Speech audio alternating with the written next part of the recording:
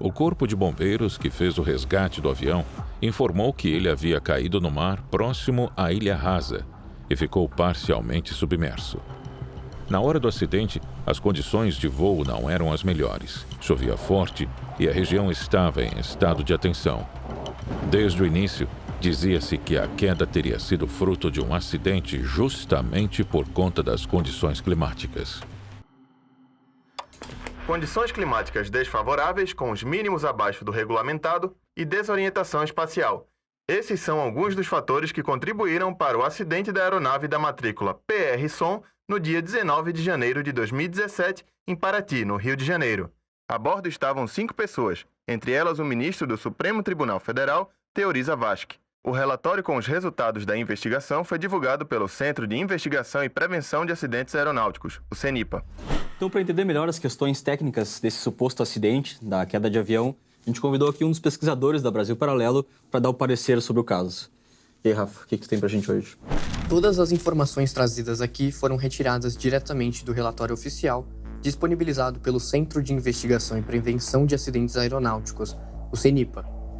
Para começar, a aeronave em questão estava registrada para serviços aéreos privados, ou seja, era basicamente um jetinho particular. E as tarefas de gerenciamento da manutenção eram realizadas pelo próprio piloto. Ao que tudo indica, as manutenções estavam em dia. As análises dos motores indicam que estes funcionavam normalmente no momento do impacto.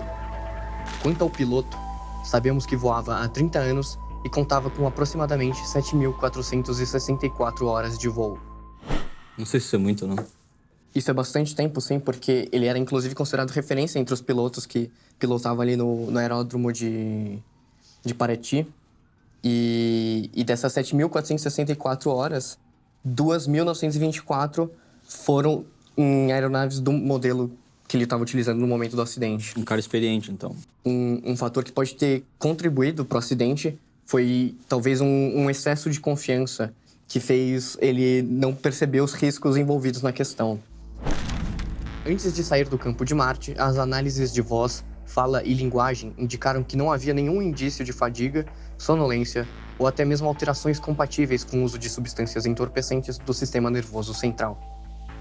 E também após exames toxicológicos, não se evidenciaram alterações do ponto de vista médico que pudessem resultar no comprometimento do desempenho do piloto em voo.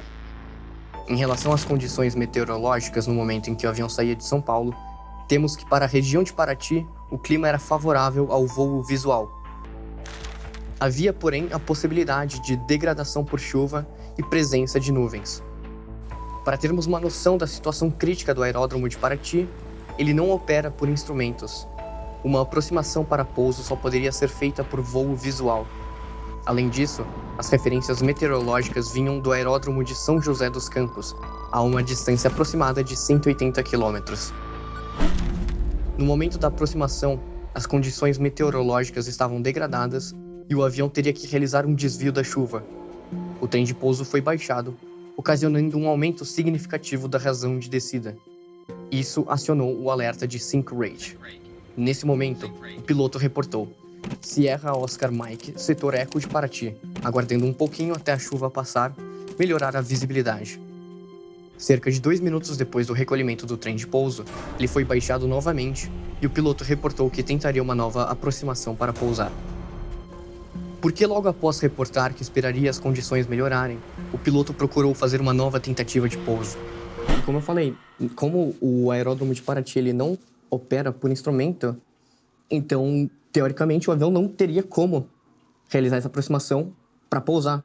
Ele teria que esperar as condições melhorarem para poder operar por voo visual. Ou o cara podia arriscar e... Exato, é. Sobraço mesmo. Isso, assumir o risco e ver no que dá. Agora, vale comentar a respeito do perfil do piloto. Era uma pessoa rígida com um senso de fiel cumprimento do dever muito forte. Em situações como essa, era comum que se autoimpusesse uma alta pressão. Ele teria que concluir o voo a qualquer custo. Por conta da rigidez, também, tinha se incomodado com o atraso de um dos tripulantes que fez com que o voo saísse de São Paulo pouco mais de 1 hora depois do previsto. Momentos antes do impacto com a água, a análise de voz, fala e linguagem indicou que o piloto estava tenso. mostrava claros sinais de ansiedade, apreensão e temor. Ao fim da segunda tentativa de aproximação para pousar, que resultou no acidente fatal, o avião se encontrava a 82 metros de altura, numa velocidade de aproximadamente 222 km por hora. Sem referências visuais à frente, o piloto realizou uma curva à direita. Por conta da curva, sofreu com uma força de 2G, o que causou uma ilusão de diminuição de ângulo, de tal forma que o piloto aplicou uma inclinação maior do que o necessário na curva, resultando no impacto com a água. 2G considerável. Lembra, um tempo atrás, o Verstappen e o Hamilton bateram na Fórmula 1 lá em 51G. 51G foi, né? 51G comparado a 2G. Mas aqui a gente tem que levar em consideração que o avião está no ar, os carros estão no chão. Quando a gente está no chão, a gente tem deslocamento para frente e para trás, para o lado e para o outro. No avião, a gente acrescenta ainda deslocamento para cima e para baixo.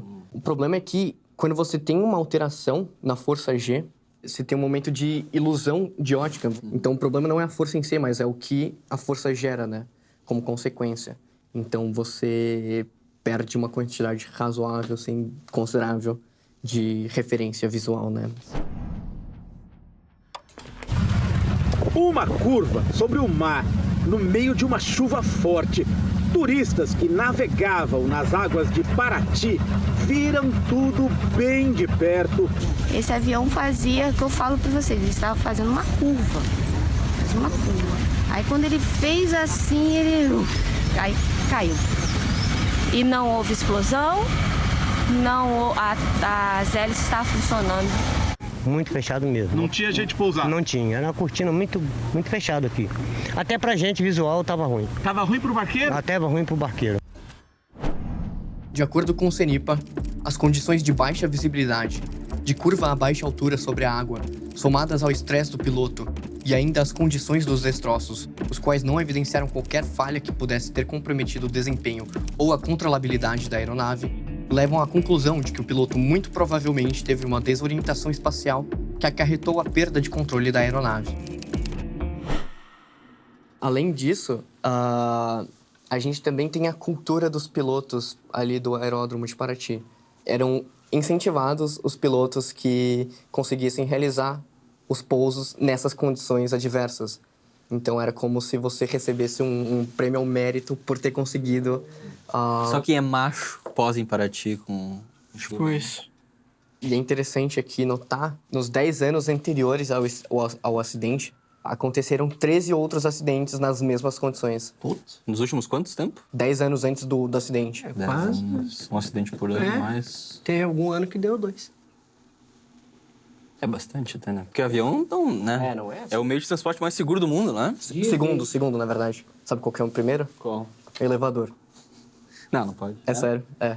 Ah, mas elevador não é um meio de transporte, né? Eu pensava a mesma coisa, mas quando você vai ver, de fato... Onde é que tu leu isso no Wikipedia? Não, ali no... Revista Gênios. Não, naquela super interessante. Isso. Na cara. Pô, se você pensar o que é um meio de transporte, vai te levar de um ponto A ao B sem que você...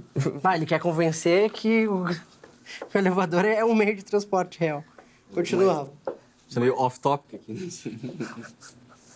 Mas, então, levando em consideração o perfil do piloto, condições adversas, cultura de incentivo, ao que tudo indica, foi uma falha humana mesmo.